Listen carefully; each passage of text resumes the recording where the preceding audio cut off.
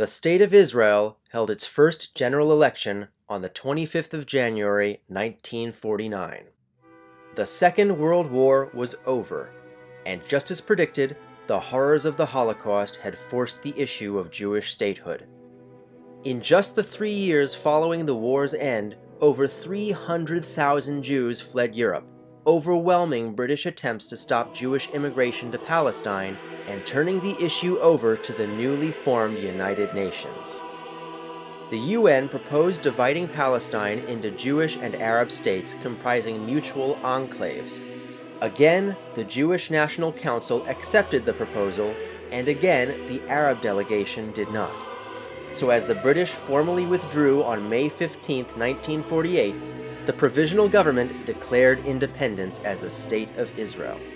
Immediately, the former Palestine was invaded by Egypt, Syria, Jordan, and Iraq, but the Haganah and Irgun slowly managed to repel the invasions.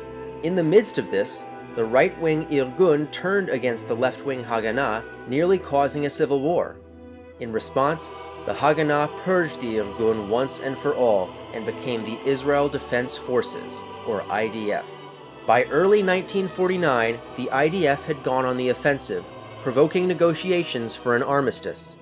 And it was at this time that the Provisional Government called for elections. This was the first elections in which Arabs could vote. The Druze and Bedouin had actually sided with Israel in the War of Independence, while the other Arabs of the Galilee had received amnesty and early citizenship.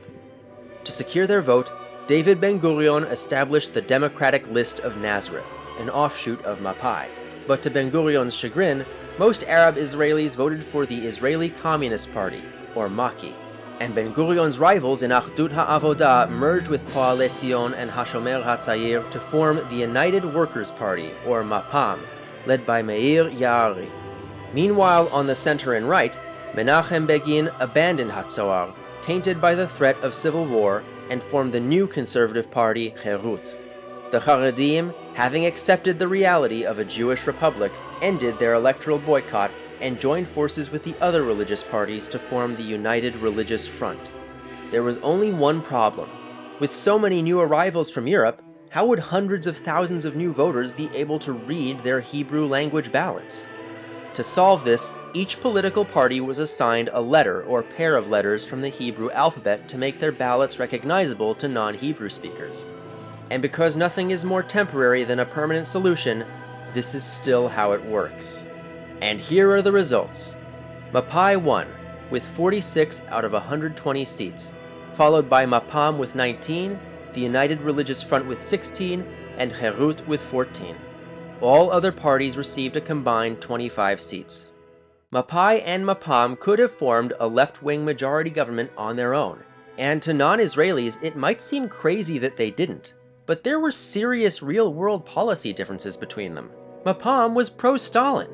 Mapam also supported amnesty for nearly 700,000 Arabs displaced from Israeli-held territory in the early phases of the War for Independence, which Ben-Gurion feared would result in a Jewish state with an Arab majority.